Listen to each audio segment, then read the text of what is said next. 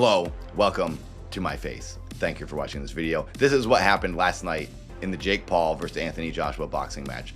This was supposed to be the first fight where Jake Paul was actually going to go up against a legitimate boxer. We wouldn't have any doubts if it was fixed or not, and everyone was very excited to watch Jake Paul get destroyed. But when it started, it very much felt like Anthony Joshua was holding back. You could see him as a person who has been boxing now for the past 5 years. I'm not an expert. I will never claim to be an expert, but I do have an opinion. And based on knowing what I do when I'm in a fight and when I've seen what other people do who are better than me and not as good as me, and I'm not a great boxer. I can't even have an opinion, honestly, but I do. So my opinion is that Anthony Joshua was holding back very much throughout the whole fight, the whole thing, especially in the beginning. He was pulling his punches. He was like doing distance and range punches when he was way out of range.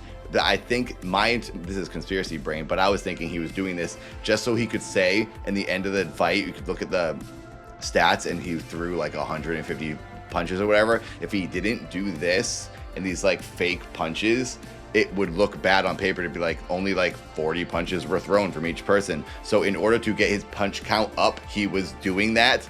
So it would seem like he was fighting for real when he really wasn't actually trying. He was just looking busy and filling the time because he did nothing. He genuinely didn't punch Jake Paul like for 4 rounds.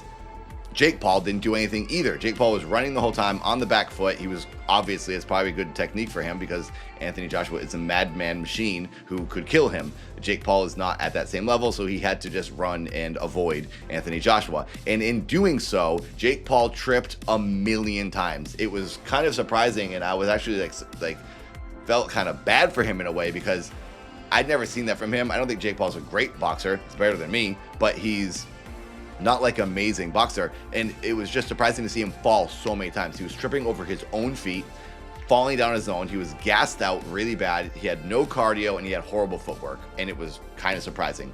But it was also kind of nice because the guy acts like he's the best boxer in the world. He wants to be a world champion. He's like trying to fight people who are like the greatest boxers in the world. But it seems like he's just making a lot of noise. Overall, in general, Jake Paul in the boxing world feels like he's making a lot of noise and getting big checks because of the noise he's making, but not actually having to do anything to get the money. He's fighting these easy fights. So this night was the first time he fought a real fight. So we thought.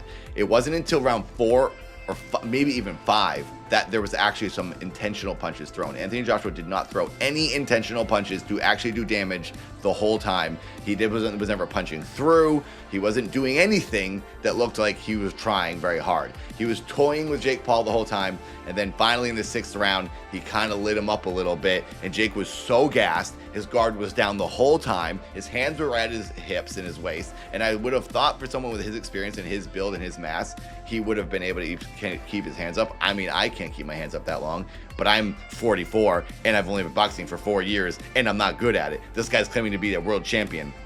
He couldn't keep his hands up in the 4th, 5th round of this boxing match.